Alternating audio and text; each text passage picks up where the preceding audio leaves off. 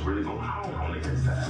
How can a journalist go into a war zone but can't go into a prison in the United States of America? It's an HBO documentary which explores Alabama's prison system through the eyes of those who are incarcerated using contraband cell phones.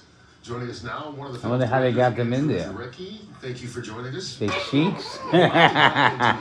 Cheek in the I want phones. to begin with how this project came about. I've been interested in the justice system generally, and I know people sort of can agree that That we you don't do have. incarceration very well. But I didn't really have any access to the Alabama system because it's a very secretive system, and for good reason. They don't want people to know what's going on in there because it's much more disturbing than most people would think. And my daughter, who was 14, was reading a book by Anthony Ray Hinton, a guy who had been wrongfully convicted. And she said, I know you're interested in this. This is kind of an amazing book. Let's read it. And so we read it together, and then we decided to take a road trip to Montgomery. He looks like We had Walter never been White. before, and we met a chaplain in Montgomery who goes into the prisons, and we decided to sort of volunteer and see what we could see. And that's when we started to learn everything we weren't being allowed to see. So the documentary is running now on HBO. What do you want people to take out of it? Because it highlights Alabama, obviously, but it's not just Alabama. It's prison systems all around the country. Sure. I mean, we've read, here in New York about people being killed by prison guards, accidentally caught on video, but it happens a lot more than we think. And I think when you have these systems that are totally secretive, it's very dangerous for society because you're able to disappear people, really. And, under the heading of sort of safety and security, we say, well, journalists shouldn't be able to go into a prison. But then what that means is that we don't get to see what's happening in these institutions that are costing us $80 billion a year. We see it in New York, we see it in California, we see it across the South, but we see it in almost every state. There are good states. There's a state, the state of Maine actually has a dramatically better prison system.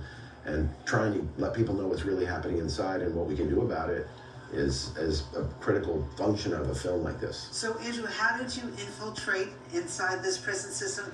People were given cell phones? Uh-oh, they want to get into this. She's smiling about it. Because it's sort of an economy of deprivation, There's really nothing there. So if you're not bringing in a hygiene package, they may not have soap. If you're not bringing in food, they're eating something that's, literally says not fit for human consumption. So we went in to film a revival meeting, sort of a religious meeting. And while we were there filming what was quite beautiful out in the yard, men started to say to us, listen, they're not letting you in the real prison. They're letting you in this little sliver of the prison. Look at that building. That's where people are being held in solitary confinement, sometimes for years at a time. That's a building where somebody just got murdered by a guard. And we started to recognize how serious the issue was. Then we left, and we started getting calls from people on these contraband cell phones, which we didn't understand even existed. But there's a big economy in it because the guards, who don't get paid very well, are bringing in cell phones, bringing in drugs, and selling them. He's going to listen to everybody. Only positive is that it's. This is something we knew, though. How else is going to get in there? We were able to get in and meet these men who are incredibly thoughtful and smart and have been running really a non-violent protest movement that's always met with violence. And both of the main men in our film, Melvin Ray and Kinetic Justice, have both had attempts of murdering them by prison authorities. It's a system that we need to be able to see into, and they gave us a window very bravely because they took a big risk by doing it. So we have another clip from the Alabama Solution. Let's take a look. Can you hear me? Yeah.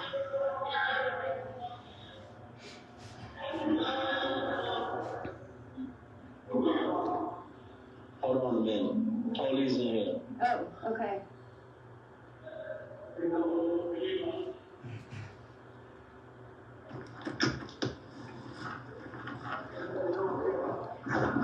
It's okay, they're gone now. Would a regular phone call be better? No, because it does not allow us to just be ourselves. When we present our stories, we want to present our whole self, not just our voice.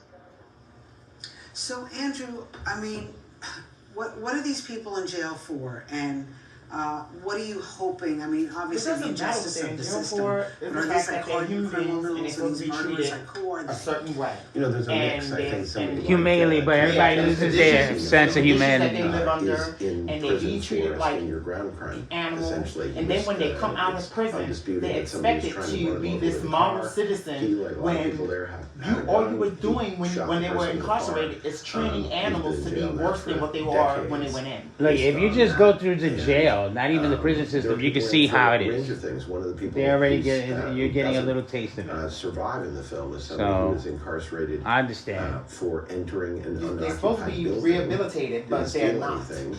I mean, and you so go and live with that's an trauma, example you're gonna be of running something around where here somebody with shouldn't get 15 PTSD They and go, trauma. they come in the there maximum with security facility in Alabama. But for the system's kind of paying free for a fall. crime that Is they there- did. is there Then they any, come out like, with since you've put mental this health documentary problems, out on on this HBO, medication, have and you heard from they the can't Alabama function. prison system? Are they then making they any become changes? Are they these- coming after you? What's The going worst on? of the worst, worse than what they were when said they went so in, far, and then you is don't we understand are aware what of the went wrong. documentary, but we can't. There's a lot to it, though. There's more. The authenticity of United the States material. don't take And, accountability for nothing. You know, they nobody do. asked them whether it was You authentic. can't expect them to take accountability for that because they can't even take accountability for slavery and what they did to slaves. You know, this country ain't never gonna take responsibility for anything or accountability for anything they did. And everything is a psyop. Everything is like almost like a mental development test. Broadly about how like they do these kind of things and do studies to see how people react to how they live the rest of their lives. It's weird stuff.